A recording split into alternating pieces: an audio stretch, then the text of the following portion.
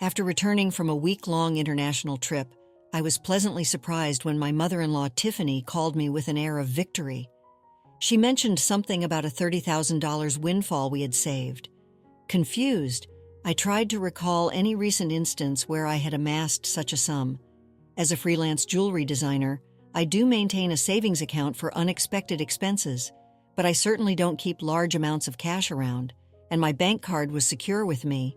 Normally, no one else has access to withdraw such a substantial amount from my account. He gave it to me, so I took it from the sideboard drawer. "You guys are doing well, so it's fine," Tiffany declared over the phone, leaving me bewildered. Before I could understand more, she quickly thanked me and hinted at counting on me for future financial help before hanging up.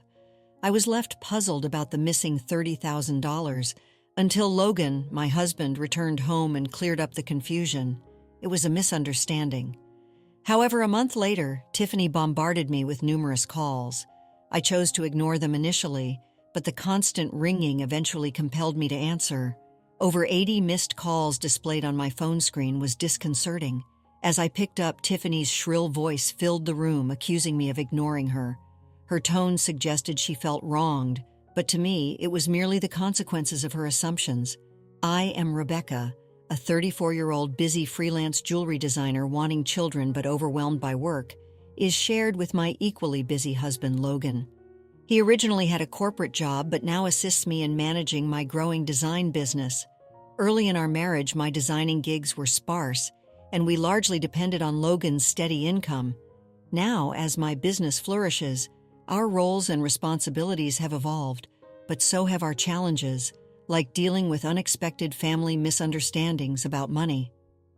As I neared the age of 33, my career as a jewelry designer began to flourish, necessitating better organization of my increasingly hectic schedule.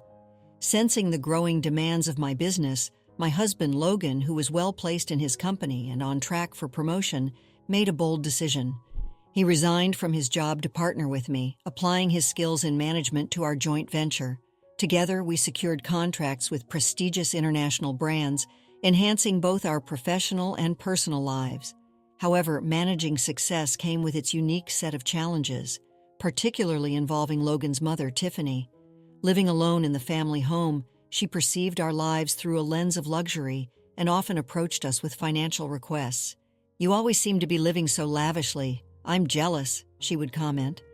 As part of my role, attending product launches and dinners with executives was routine, yet Tiffany saw these obligations as mere leisure. Her requests grew more personal over time. "I'm going to throw a party for my friend soon. Can you give me some money for it?" she asked on one occasion. Although it might appear that we could easily afford such expenses, maintaining our business image was costly and filled with obligations that we couldn't ignore. We weren't living in luxury. These were necessary aspects of our work. Tiffany, draped in envy and often sarcasm, failed to grasp the nature of our expenses.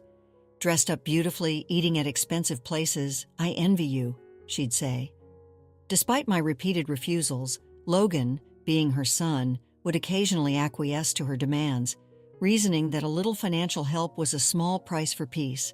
If giving her a little money keeps her quiet, then it's worth it, he'd argue, finding it simpler to appease her than to have our work disrupted. Yet, Tiffany's demands only escalated. Recently, she expressed a desire for a new dress for an upcoming gathering. Just the other day, Tiffany came over and pestered Logan. "Wouldn't a two-piece suit work? We've been asked to buy clothes before," she said. "There might be cheaper options, but what Tiffany wants is certainly not cheap," I explained. Her rebuttal was that it was a fancy party, and she couldn't be the only one dressed in old clothes. Furthermore, she insisted on a matching bag, leaving us exasperated. To manage her frequent requests, Logan had previously set up a credit card in Tiffany's name, instructing her to use it for her expenses. Initially, she overspent significantly and was cautioned by Logan. Although he asked her to inform us before making significant purchases, she continued her extravagant spending. This pattern of financial demands has left both Logan and me at our wits' end, trying to balance the delicate act of supporting family while maintaining the integrity and sustainability of our business. I discovered an exquisite ring and couldn't resist purchasing it, though I regret not informing you beforehand. Unfortunately, the bill was exorbitant. If spending is going to be this unrestrained, perhaps it's best to return the card. We simply cannot cover these costs. The credit card was in Tiffany's name, but Logan was the one managing and paying the bills. Tiffany seemed to misunderstand the purpose of the credit card, treating it as if it were an unlimited resource. She didn't grasp that every purchase made would eventually need to be paid for, and since the money wasn't coming directly from her pocket, she continued to use it freely. Recognizing the need to curb her spending, Logan decided to set a spending limit on her card. This led to Tiffany storming into our home one day, frustrated and complaining. "What the heck? I couldn't pay for my shopping the other day. Why?" We explained that her excessive spending was straining our finances, which necessitated lowering her monthly limit. "It's still enough, right?"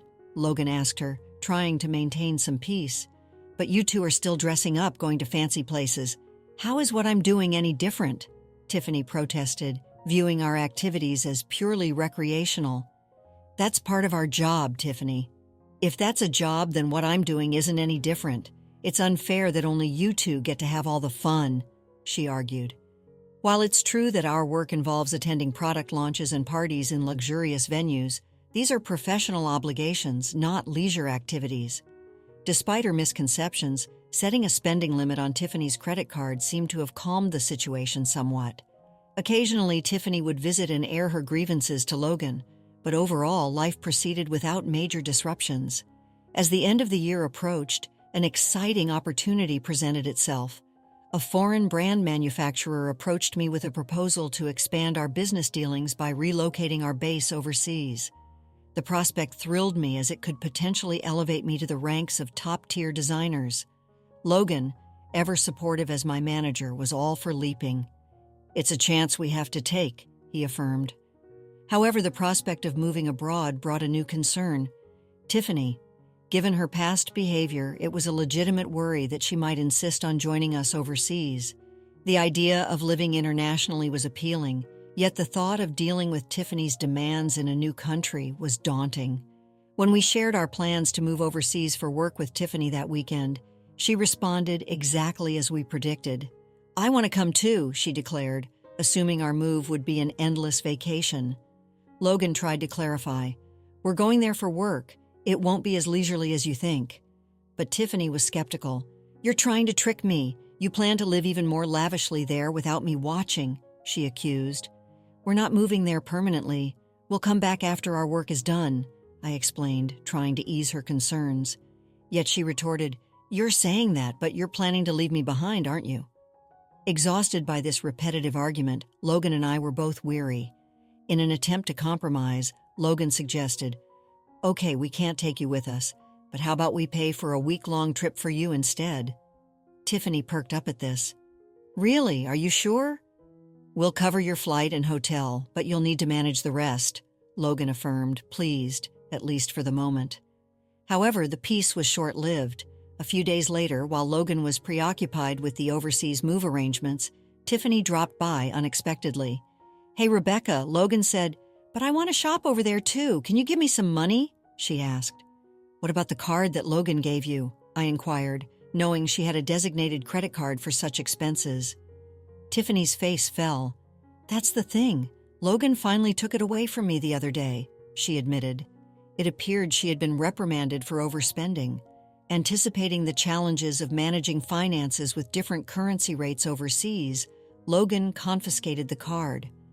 "I don't have that kind of money on hand either. I can't give you money without Logan's approval. Can you ask him?" I suggested, knowing full well Logan's stance. "It's no use asking him, that's why I'm asking you," she pressed, raising her voice in frustration. Tiffany did end up going on a 10-day trip abroad, which I assumed Logan managed to fund somehow. Upon her return, she called me, brimming with excitement. "I'm back, and it was so fun!" She excitedly shared tales of her sightseeing and dining adventures, though I hadn't asked. "And I overbought souvenirs, couldn't fit them in my suitcase, so I had them shipped here. Can't wait for them to arrive," she exclaimed. "That's nice," I replied, trying to keep my tone neutral despite feeling a bit overwhelmed. "Thanks to the money you saved up, I had a blast," she exclaimed.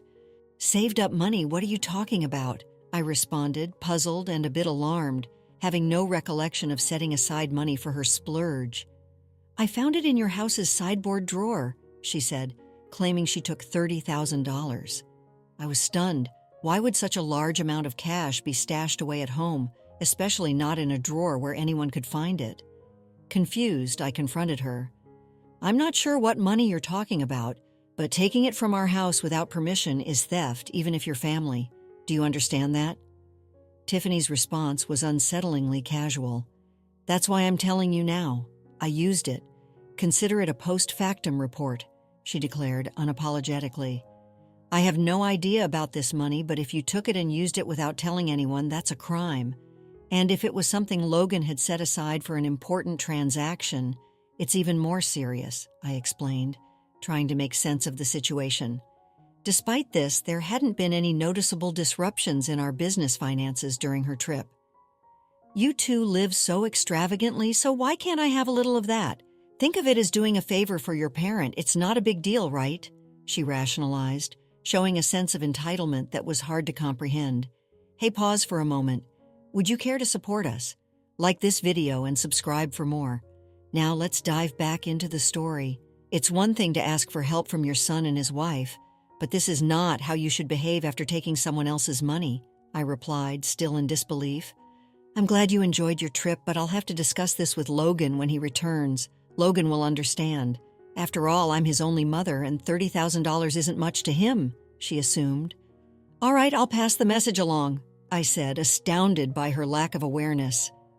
Later that evening, when Logan came home, he looked troubled. "Rebecca, do you know about the money I left in the drawer?" he asked urgently. 15 days ago, I withdrew it from my bank account, and now it's gone." "Keeping such a large sum in a drawer, didn't you think it was careless?" he questioned. "I needed cash immediately for an urgent payment. Do you know anything about it?" It suddenly clicked. Tiffany's earlier call thanking me for the $30,000 and mentioning how much fun she had made sense now. It was Logan's money meant for a crucial purpose. "Logan, today Tiffany called, thanking us for the 30 and saying she had a blast with it. I didn't understand what she meant until now," I explained, piecing everything together. "So it was Logan's money. But what was such a large amount meant for?" I asked. "Hey, if it wasn't for a business payment, we've been doing bank transfers for a long time, right? Why cash all of a sudden?" I questioned, trying to understand the whole scenario while dealing with the ramifications of Tiffany's actions. I was aware it was Logan's money that had disappeared, but the full context was still unclear to me. Tiffany, it turned out, had taken the money without informing us, and I needed to understand why. I asked Logan, puzzled by the situation. Logan began to unravel the backstory. After he had reduced the credit limit on Tiffany's card, she started secretly borrowing money from various sources, including consumer finance cards and credit cards she had opened without our knowledge. When Logan discovered her growing debt, he took away all her cards and withdrew cash to settle her debts directly, aiming to bypass the banking system to keep our business accounts clean and maintain trust with our partners. This was also partly a farewell gesture, as we're moving abroad and won't be around to manage such issues for her, Logan explained. I plan to handle her debts discreetly to prevent our financial records from getting complicated. A month had passed since then, and as I was busy packing for our move, Tiffany's frequent calls became hard to ignore. When I finally took her call, her voice was tinged with desperation. "Why aren't you answering my calls? I've called so many times," she said, almost in tears. "I'm sorry, Tiffany. I've been caught up with the move. What's going on?" I asked, trying to remain calm and give her a chance to explain her side. "It's not just one thing, it's everything. They're asking for payments almost every day. It's too much," Tiffany confessed, her voice cracking under the strain. "Have you tried contacting Logan about this?" I inquired, hoping she had sought his help first. "He seems to be blocking my calls. I can't get through to him at all. Rebecca, you're my only hope now. Please help me," she pleaded.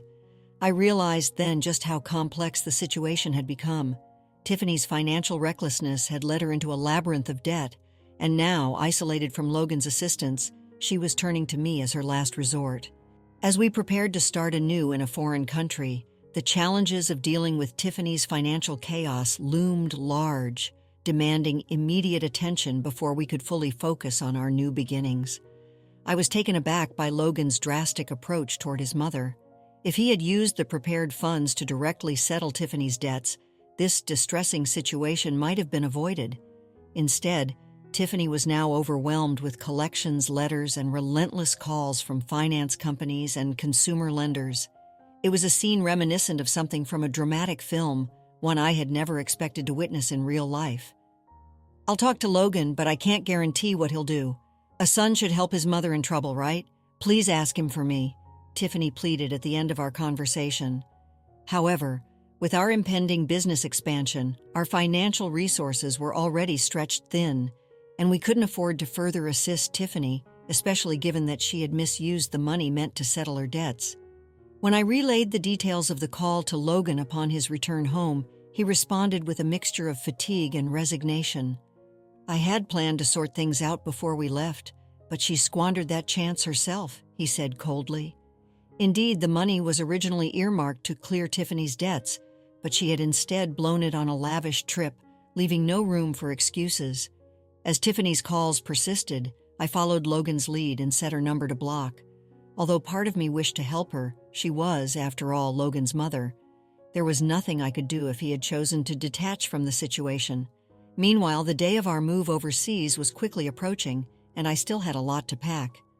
Amid the chaos of packing, I discovered another troubling piece of news.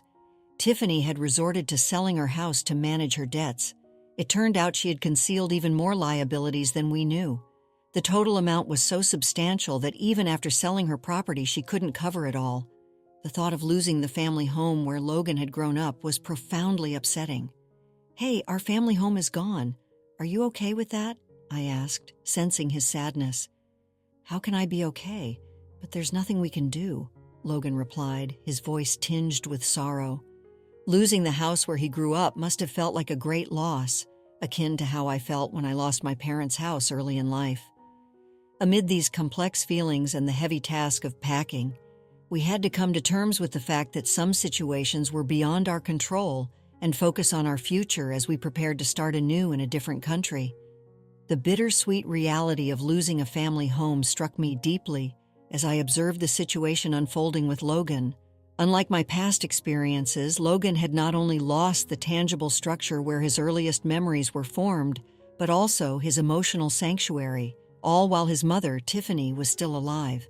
It's an indescribable feeling, the mixture of loss and displacement, especially under such painful circumstances. The impact is profound and complex, far more than mere bricks and mortar. It's about losing a part of one's history and the comfort of a place to return to that no longer exists. Tiffany, now residing in a modest apartment, faces the daily grind of managing her debts. She works part-time, a reality that is challenging given her age. Employment opportunities for the elderly are not just limited, they're often physically demanding and less rewarding. This stark new reality for her is a drastic shift from her previous life, believed to be filled with unchecked spending and financial freedom. Though sympathy naturally arises seeing her struggle, it's tempered by the knowledge that her situation is the direct result of her financial imprudence. Life teaches us that actions have consequences, and Tiffany's case reaffirms the harsh truth that financial responsibility is crucial at any age. Back in our new environment, the business is thriving beyond our initial expectations. The move overseas has catapulted our brand into the international spotlight, bringing in a flurry of inquiries and offers from various corners of the globe. Every new email and call brings the potential for expansion and collaboration, which is incredibly exciting but also immensely demanding. The success is exhilarating, however, it envelops our entire lives, leaving little room for anything else.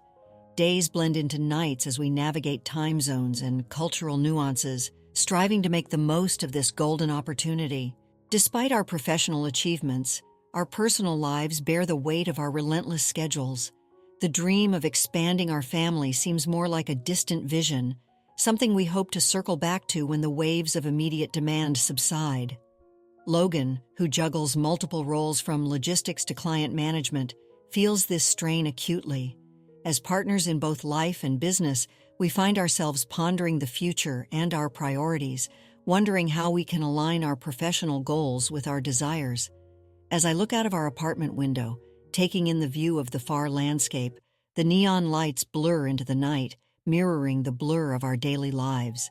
It's a view filled with promise and anonymity, a stark contrast to the familiar streets we once knew.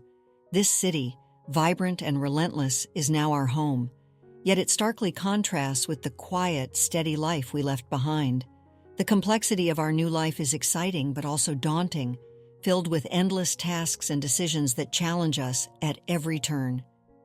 Navigating this new chapter, I often find myself reflecting on Tiffany's situation and the broader implications of our familial and financial decisions.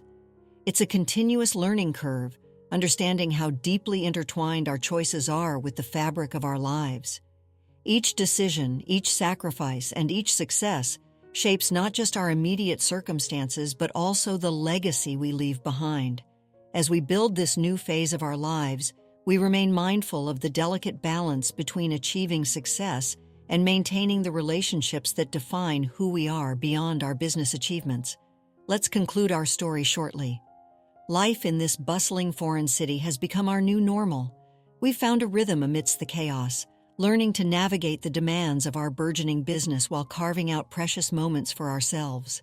Tiffany's situation remains a sobering reminder of the delicate balance between family, finances, and personal responsibility. While we've chosen a different path, one paved with ambition and risk, we carry with us the lessons learned from her experience.